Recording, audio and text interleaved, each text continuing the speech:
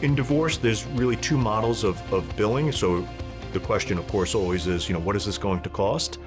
There's a flat fee model, and there's the hourly billing. And hourly billing remains in our jurisdiction by far the vast majority of how divorce lawyers are handling these cases.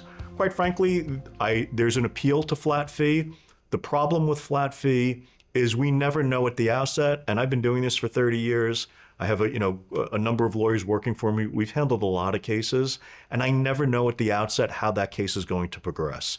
And so the downside to a flat fee from the from both our standpoints, both the lawyer and the consumer, is there's risk involved. And what I worry about from the client's perspective with flat fee is, what if the case requires a lot more work?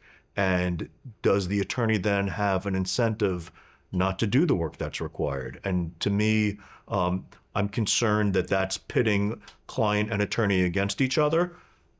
There are concerns with the hourly billing too. You're really counting on your firm to be honest and ethical. That goes to our core. That's what we're about. I'm really proud if you read our reviews. I think, our clients that we represent, they know who we are. Lots of lawyers, we represent lots of lawyers, and they send us their friends, their family, their clients, because we're honest, because we're straight with people. If anything, my attorneys, they underbill. I know that they're in the office. If they're in the office for 10 or 12 hours, they're not capturing anywhere near that amount of time. So I'm never concerned about them overbilling. And by billing hourly, the client's paying what it costs. And we're motivated in my firm to move the case quickly. We're big believers that you've hired us to help you. I view it like the Hippocratic Oath. And part of helping you is making sure that I'm not wasting your money, that I'm not wasting your time. And that time, is really valuable, because it's not just the hours that you're stuck dealing with us and dealing with the courts, but it's your life. And the longer this case goes on, the more you're in this gray area and this really typically uncomfortable and unhappy area. So we remain a firm that bills hourly. We bill for our time. We bill for what we do. So if I'm speaking to you, if we're in court on your case, if we're exchanging emails back and forth, we're ideally billing that time. And that's why we'll encourage clients. I've told countless clients over the years, take notes. I'm happy to talk to you as much as I'm available, but quite frankly, I'd rather not, because it may not be the best use of your money. And so if you're somebody who, lots of questions pop up during the day, the best thing is to just, kind of jot them down and, speak to us, when needed. Certainly if we reach out to you, we're not calling you because we want to run up a bill and because we just want to chat and say hello, as nice as we are and as interested and caring we are about you and your life. When we're calling you, it's to discuss your case. There's a reason for that call, and we're very clear on our goals, which is to move you as quickly and efficiently through this case as possible, while also making sure that we're, getting the best deal, the best reasonable deal possible for you. So not cutting corners, but also not wasting time and wasting money. To get started with a law firm, we take an initial retainer up front. That's an initial payment. I compare it to your car and filling up the gas tank. It gets the gas tank full. It gives us enough money to get started. Best case scenario, maybe it's enough to finish the case. More typically, as the gas tank drops, we'll ask you to replenish so that we can keep working and bring a case to a conclusion. In our firm, we take the initial retainer payment, and we're billing for our time once we get started. Each month, we'll send you an itemized bill. So you're going to see from us very detailed what we did on your case. And it'll say telephone conversation with client, letters to adversary, appearance in court. We'll detail with dates what we did, who did it, and how much time was spent on it. And you'll see how your retainer is being used in representing you. At the end of the month, when you get that, we bill for the calendar month. So I guess the first week of the following month, you'll get this statement. You'll review that statement. If you have questions, certainly give us a call. And when you call us about your bill, we're not billing you for that time, be assured. And you'll see how much is left on your retainer. As that balance drops, to the extent that more money is needed to to move forward with the representation. As part of the bill, you'll be asked to replenish it, to bring it to a certain amount, so that we have the resources needed to keep your case moving and to bring it to a conclusion.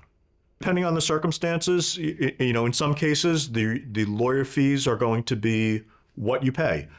There will be some filing fees with the court to get you divorced, whether we go to court or not initially. To get the actual judgment of divorce, we do need to file a lawsuit in court. And the fee for that in total, I think, is several $100s, $500 currently, give or take. Sometimes there's additional fees if you have young children and you don't agree on custody and an access schedule, and we have to go to court. The court may appoint an attorney to represent your child. You and your spouse, or you or your spouse, will have to pay for that. Sometimes the court, depending on your financial circumstances, will order that shared in varying percentages. That's something that you'll get billed separately from that attorney on behalf of your children. There are times if we're bringing in somebody to value the business, if we're bringing in forensic accountants, we'll have to hire these outside experts, and they too will take a retainer typically up front, and they'll be billing against that as well. Understandably, when clients come to us, some will want to know, what are our hourly rates?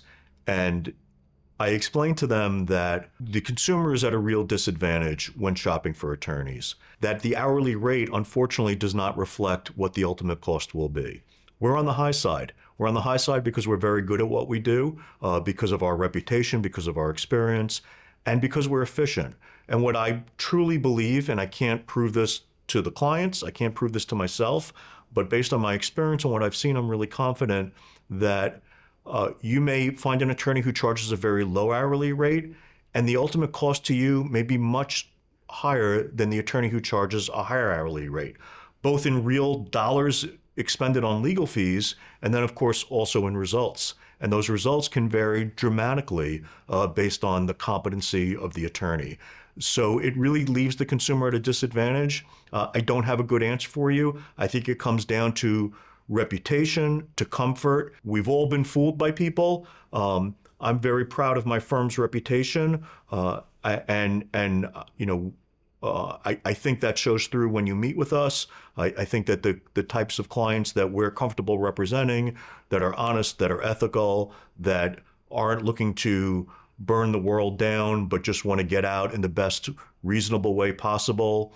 We click with those people. I think there's a reason we click with those people. And for those types of clients, I'm really confident that we're the right attorneys for them.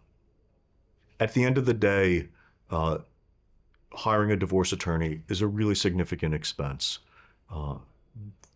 That's the reality. I wish it weren't the case. I wish that we could work for free. I will tell you that it's a really big decision to make who you hire, and it makes a dramatic difference. I can't tell you how often, and literally it happened this morning, somebody had reached out to us for a divorce. They're being represented by somebody else for, I think, 2 years now. And my staff wrote to me and said, this person came in 2 years ago. And at the time they chose not to hire us, and now they realize that they made a big mistake. This is not a sales pitch, but I feel really strongly this is not a place to try to cut corners. This is a place to make sure that you're hiring an expert who's trustworthy, who's really competent, who knows what they're doing, and who understands that their job is to help you, not to help themselves, and to help you by being straight with you, by doing the best job possible, by not allowing you to let your emotions control the process, but making sure that they're bringing you from point A to point B in an efficient, cost-effective, positive manner.